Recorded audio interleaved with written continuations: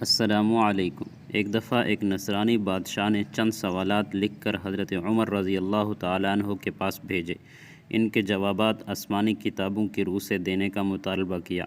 سوالات درج ذیل ہیں۔ پہلا سوال، ایک ماں کے شکم سے دو بچے ایک ہی دن ایک ہی وقت میں پیدا ہوئے، پھر دونوں کا انتقال بھی ایک ہی دن ہوا۔ ایک بھائی کی عمر 100 سال بڑی اور دوسرے کی 100 سال چھوٹی ہوئی، یہ کون تھے اور یہ اس طرح کیسے ہوا؟ دوسرا سوال، وہ کون سی زمین ہے کہ جہاں ابتدائے پیدائش سے قیامت تک صرف ایک دفعہ سورج کی کرنیں لگیں، نہ پہلے کبھی لگیں تھیں نہ آئندہ کبھی لگیں گی؟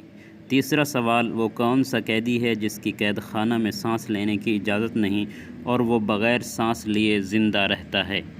چوتھا سوال، وہ کون سی قبر ہے جس کا مردہ بھی زندہ اور قبر بھی زندہ اور قبر اپنے مدفون کو سیر کراتی پھرتی تھی، پھر وہ مردہ قبر سے باہر نکل کر کچھ عرصہ زندہ رہ کر وفات پایا؟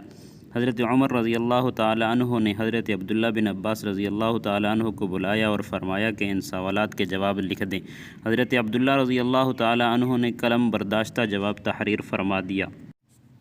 پہلا جواب، جو دونوں بھائی ایک ہی دن ایک ہی وقت میں پیدا ہوئے اور دونوں کی وفات بھی ایک ہی دن ہوئی اور ان کی عمر میں 100 سال کا فرق، یہ بھائی حضرت عزیر علیہ السلام اور حضرت عزیز علیہ السلام تھے۔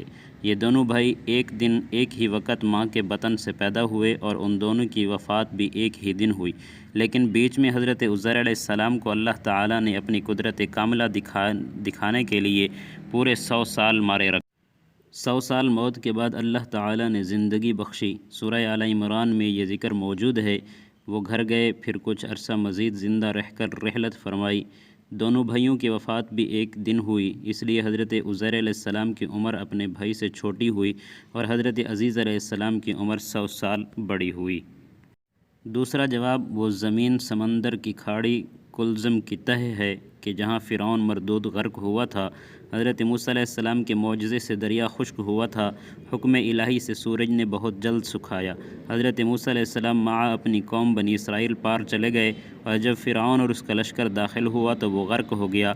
اس زمین پر سورج ایک دفعہ لگا، پھر قیامت تک کبھی بھی نہیں لگے گا۔